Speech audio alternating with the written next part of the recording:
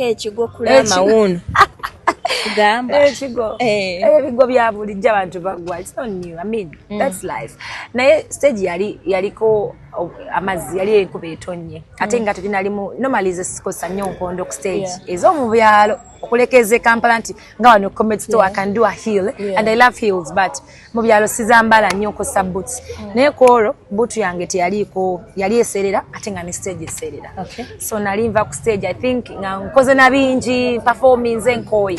I lost balance and the stage eserera. Bakafulumya project yembya how is it moving? Moving so well. Kagoba ko tomulabe wali nga bamuyayanira. Nzigulawo DJ wange amwerabidde. Naye nga era banyombesezaawo nga afuluma wabwe badde babula ku muntu ga nzigulawo nga tomuyimbe. But so far I'm moving well. I appreciate my fans for the love and support. Okay. Yes. Okay, wow, tutunulire yesterday yabadde birthday y'omugenzi radio and one of those closest people radio yayina yago yasemba ekola naye nete twakulabyeyo nga baba celebrating ekaga. Nabadde busoga bonda manyiyo ku mwalo. Nabadde too bad. But with the radio celebration here every day, all the time, forever. Buli moment omuntu jafuna are celebrating a radio because we know what kind of person he was. Ate kyagenda osigala nga ali mu bulamu bw'abayimbi ne bafani. The music industry gwa mukuba chala abakabi betwina whether music industry you're an icon but so boza apparently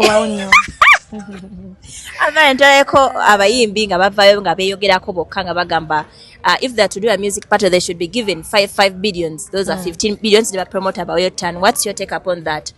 5 billions? Yeah. Bebe kuleba mwe 5 billion, ne Camion 5 billion, neba promoter 5 billion, bategeke bato yabo. Hey, which is okay. I mean, buli mwamanyi wafiye like amanyi chagwana. So mutava nagamba nze njagala zino this is what, you know, echinjam, then that's okay. If there is a solo cha affordinga, well and good. Ojikiriza mba big theory kizanti jebali.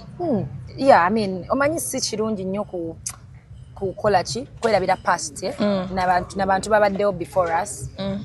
It's good to respect byovudde byosanzeewo kikuyamba nnyo naawe okubeera nga omanyi kyoli ate naawe wovaawo you want that same respect. So there's been big 3 from day one and it will always be wanga balekawo legacy balekawo mark that nobody has done yet. Naffe abajja tukola mark zaffe buli omu alekawo legacy ye. It's been there like ekintu kyenyimba ekyo kibaddewo nnyo kubanga abantu buli mwana onya kyakulya right aso kuguza olimba ate ng'omwadde sente kuliyala abantu nafuna amuwe nyingi.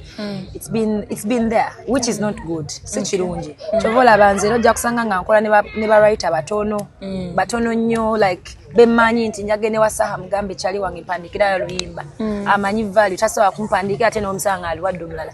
Miss Henry is professional like omuntu ali professional tayinza kikola ekyo kuba ekisooka bakugyeko sente nyingi ate abategedde value nti omuwadde sente ezo oba jja valuinga art because amanyi what it means. Naye kati ebiseera ebisinga writer batandika they don't know what it means kuluyimba kuba ng'ogenda teekamu video obuddebo audio bingi kati asobuta ayinza olaba emitwalo oba 3 oba 4 kakadde mmeka zonna z'obomwadde ng'ensi naye n'atalaba bingi byokoze ki by'otaddemu. So professionalism is what matters. Nze I faced it nange before but bibadde nga byamunda like kibadde nnyo kyamunda but si nnyo because nkugambye nze kyovala nsigaza ba writer batono ate bemmanyi nti ajja kubeera nga ali professional tajja kulimba lwange dukola ki lunguza ate aluwe n'omulala.